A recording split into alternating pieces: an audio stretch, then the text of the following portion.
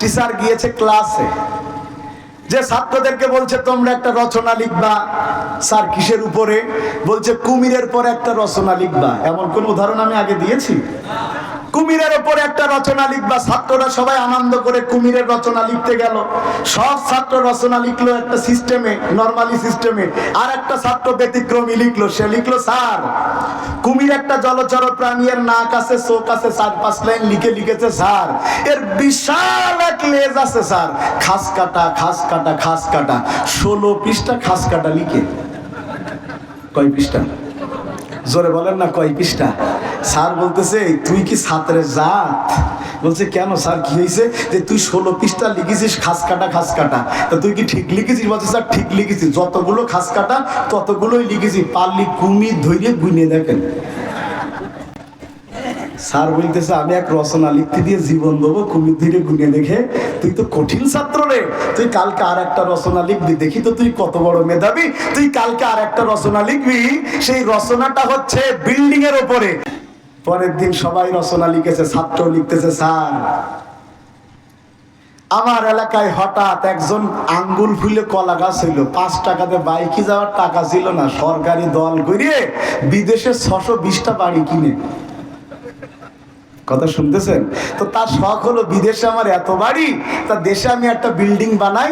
নদীর ধারে একটা বিল্ডিং বানালো, সময় সুন্দরবনের পাশে যে একটা বিল্ডিং বানালো, যে পরিবার নিয়ে মাঝে মধ্যে অবকাশ যাপন করতে যাবে। স্যার আপনি বিল্ডিং এর উপর রচনা লিখতে বলেছেন, তা লোকটা একটা 5 তলা বিল্ডিং করলো, প্রতি তলায় 3টে করে রুম, ইত্যাদি ইত্যাদি, 8-10 লাইন লিখছে। স্যার একদিন হঠাৎ করে আবহাওয়া অধিদপ্তর বলল জলোচ্ছ্বাস হবে, এরকম একটা সতর্ক সংকেত দিল। স্যার সত্যি সত্যি সেই দিন পানি বাড়তে লাগলো, নদীর পানি বাড়তে বাড়তে গ্রামের মধ্যে প্রবেশ করতে লাগলো স্যার।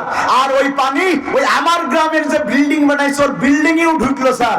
কিন্তু স্যার দুঃখের বিষয়, শুধু পানি ঢুকলো না, পানির সাথে একটা বড় কুমিরও ঢুকলো। আর স্যার কুমির তো আপনি চেনেনই, একটা জলচর প্রাণী, নাক আছে, চোখ আছে স্যার, আর বিশাল একটা লেজ আছে স্যার, খাস কাটা খাস কাটা খাস কাটা। আবার 16 পৃষ্ঠা লিখে। স্যার বলতেছে, ছাত্র না অন্য কিছু? বলছে, তুই তো বিশাল ছাত্র, তুই যে কত বড় ছাত্র, আমিও তো শেষ না দেখে ছাড়বো না, উস্তাদের মাস শেষ রাত্রি। তুই কালকে আর একটা রচনা লিখবি, সেটা হলো ইতিহাসের উপরে। স্যার কার ইতিহাস? বলছে, ইতিহাসটা হবে নবাব সিরাজউদ্দৌলার উপরে। তার আগের রাতে স্যার সারা রাত নবাবের জীবনী পড়িছে, যে কোথাও কোনো কুমিরের ঘটনা রহিয়াছে কিনা। স্যার পড়ে দেখতেছে কোথাও কোনো কুমিরের ঘটনা নাই। স্যার বলতেছে, লেখ দেখি এবার তুই কি করিস।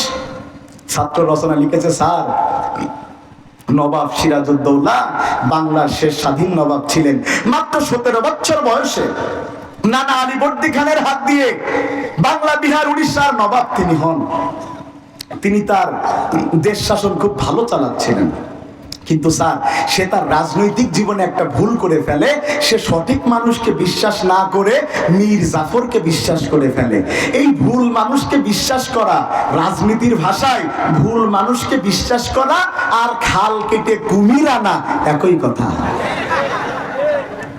আর স্যার কুমির তো আপনি চেনেন, একটা জলচর প্রাণী, এর নাক আছে, চোখ আছে স্যার, আর বিরাট একটা লেজ আছে স্যার, লেজে খাস কাটা খাস কাটা খাস কাটা। আবার 16 পৃষ্ঠা লিখেছে। স্যার বলছে, তুই রচনা না লিখে আমার 1 বোতল বিষ দেখেই মন যায়।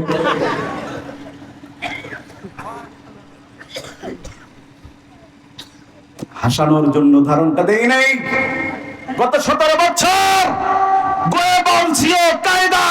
একই ধরনের গল্প ইলেকট্রিক মিডিয়া, প্রিন্ট মিডিয়া সব জায়গায় সাজানো হয়েছে। আলেমদের রাজাকার বানানো হয়েছে, আলেমদের সন্ত্রাসী বানানো হয়েছে, আলেমদেরকে জঙ্গি বানানো হয়েছে। কিন্তু গোটা দুনিয়া সাক্ষী, কোন আলেম জঙ্গিবাদ সন্ত্রাসবাদের সাথে জড়িত নয়। ওরাই সন্ত্রাসবাদ করে আর আলেমদেরকে মামলায় ফাঁসায় দেয়। কথা কন ঠিক না বেঠে? ওদের চোখ আছে, ওরা চোখ দিয়ে দেখে না, দেখেও না দেখার ভান করে। কথা বলছেন না কেন? ওর কান আছে, ও শোনে না, কান দিয়ে যে কিছু শোনে না তা শোনে না, কান দিয়ে ঠিক মমতাজের গান শোনে। শুনেন রে ভাই, ওর কান আছে, ও ও কান দিয়ে শোনে না তার মানে কালা না, কালা না, ও কান দিয়ে শোনে। ও কান দিয়ে যেগুলো শোনে সেগুলো এর কাছে সঠিক মনে হয় যদি তার দলের পক্ষে যায়, আর যদি দলের বিপক্ষে যায় ওর কান তখন গরম হতে শুরু করে। কথা বলছেন না কেন? আচ্ছা, এখানে যারা আছেন আপনারা আমার কথা একমত হলে একটু উত্তর দিবেন। আমাদের আগের নেতারা যে মদখোর, ঘুষখোর, নারীখোর ছিল, জনগণ জানতো না? কথা বলে না, জানতো না? ভোট চুরি করে ক্ষমতায় গিয়েছে, তারা জানতো না? ও ভাই, ভোট চুরি করে ক্ষমতায় গিয়েছে এটা দোষের ছিল না। আমরা যখনই বলতাম ভোট চোর, ওর কানে লাগলে ও সহ্য করতে পারতো না, তখন হুজুরের পরে অ্যাটাক করতো। ওর কান আছে, শোনে না, বিষয় তা না। যদি পক্ষে যায় তাহলে হুজুরের কথা ভালো, পক্ষে গেলে সঙ্গী, বিপক্ষে গেলে জঙ্গি। পক্ষে গেলে কি, বিপক্ষে গেলে কি? এই যে হুজুররা বসে আছে, সব হুজুরদেরকে আপনারা চেনেন?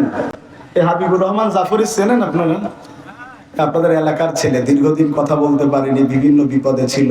এই যে শামীম রেজা সিদ্দিকী, আর এটা আমার ভাতিজা, আমার সাথে এসেছে।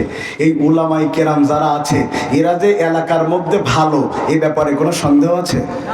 কোন নারীর সাথে কোনো খারাপ সম্পর্ক করেছে? কাউকে মেরেছে?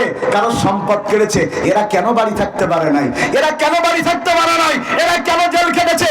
এদেরকে কেন ক্রসের আসামি করা হয়েছে? কারণ তারা হক কথা বলতো, আর জালেমরা সব সহ্য করতে পারে, হক কথা সহ্য করতে পারে না। এরা চামচিকার জাত, এরা অন্ধকার পছন্দ করে, আলো পছন্দ করে না। সামসিকা চিনেন তো আপনারা?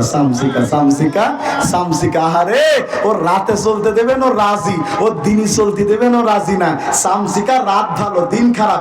খারাপ নেতা যারা, শোনেন, খারাপ নেতা যারা, এরা জনগণের সামনে কথা বলে ভালো, কিন্তু এদের কপাল হলো খারাপ, অন্যায় কাজে ভরা, প্রতিবাদ করলে তাকে সহ্য করতে পারে না।